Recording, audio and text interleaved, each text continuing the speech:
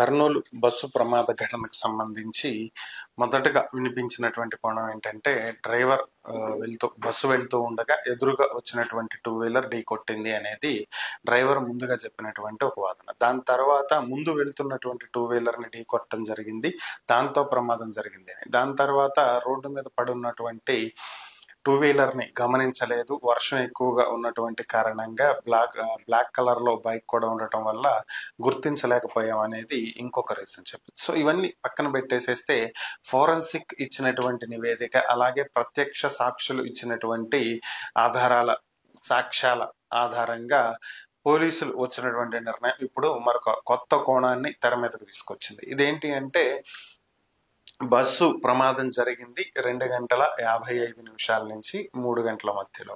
కానీ అంతకంటే ముందే 2:45 ఈ టూ వీలర్ అనేది పెట్రోల్ కొట్టించుకుని హైవే ఎక్కడం జరిగింది. డివైడర్ ని ఢీ కొనటంతో అక్కడికక్కడే శివశంకర్ అనేటువంటి వ్యక్తి మృతి చెందటం, ఎరిస్వామి అనేటువంటి వ్యక్తి అతని మృతదేహాన్ని పక్కకు లాగేటువంటి ప్రయత్నం చేయటం. ఈ సమయంలో దాదాపుగా 2:45 నుంచి 2:55 మధ్యలో సుమారుగా అంటే 10 నుంచి 15 నిమిషాల వ్యవధిలో ఒక 19 వెహికల్స్ ఈ బైక్ ని దాటి వెళ్ళటం జరిగింది అనేది పోలీసులు గుర్తించారు. దీంట్లో కొన్ని బస్సులు ఉన్నాయి, కొన్ని ట్రక్కులు ఉన్నాయి, కొన్ని కార్లు కూడా ఉన్నాయి.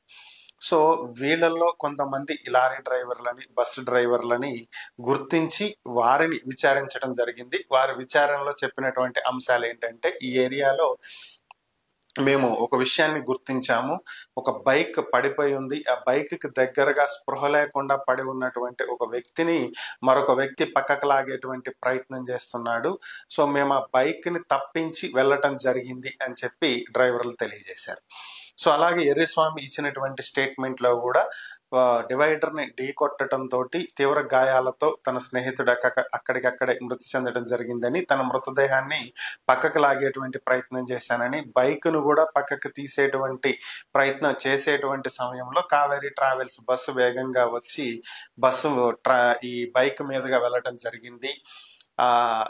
అక్కడ వెంటనే మంటలు చెలరేగటం, వారిని కాపాడాలని చెప్పి వెళ్ళబోయానని, అప్పటికే మంటలు తీవ్రంగా వ్యాపించడంతో భయపడి పారిపోయానని చెప్పి అతను కూడా చెప్పాడు. సో అంటే సుమారుగా ఈ ఘటన జరగటానికి, బైక్ యాక్సిడెంట్ అవటానికి మధ్యలో 19 వెహికల్స్ దీన్ని దాటి వెళ్ళినప్పుడు, 19 వెహికల్స్ అక్కడ ఒక బండి రోడ్డు మీద పడుంది అని గుర్తించినప్పుడు ఈ డ్రైవర్ మాత్రం దాన్ని ఎందుకు గుర్తించలేదు అనేదే ఇక్కడ ప్రధానంగా వస్తున్నటువంటి వార్త. అంటే బైక్ మీద వెళ్ళేటువంటి ఇద్దరు వ్యక్తులు మద్యం సేవించి ఉన్నారు, యాక్సిడెంట్ చేశారు. సో తాగి రోడ్డెక్కి 19 మంది మరణాలకు కారణం అయ్యారని చెప్పి వాళ్ళ ఇద్దరి మీద చాలా ట్రోల్స్ జరుగుతూ ఉన్నాయి. వీరిద్దరే కారణం అని చెప్పి వార్తలు వినిపిస్తున్నాయి. అయితే పోలీసులకు లొంగిపోయినటువంటి డ్రైవర్ కి ఆల్కహాల్ టెస్ట్ చేశారా? సో బస్సు డ్రైవర్ తాగున్నాడా లేదా అనేది టెస్ట్ చేశారా లేదా, ఇద్దరు డ్రైవర్లకి టెస్ట్ చేశారా లేదా అనేది ఇప్పుడు తెలియాల్సినటువంటి అంశం. ఎందుకంటే 19 మంది వ్యక్తులకు రోడ్డు మీద బండి పడింది అనేది కనిపించింది, ఈ ఒక్క డ్రైవర్ కి మాత్రమే ఎందుకు కనిపించలేదు? సో ఒకటి, అతను అబద్ధం చెప్తూ ఉండాలి, లేదా అతను మత్తులోనన్నా ఉండాలి, లేదంటే ఖచ్చితంగా కనిపిస్తుంది. సో ఈ టెస్ట్ చేశారా లేదా అనేదే ఇప్పుడు తెలియాల్సిన అంశం.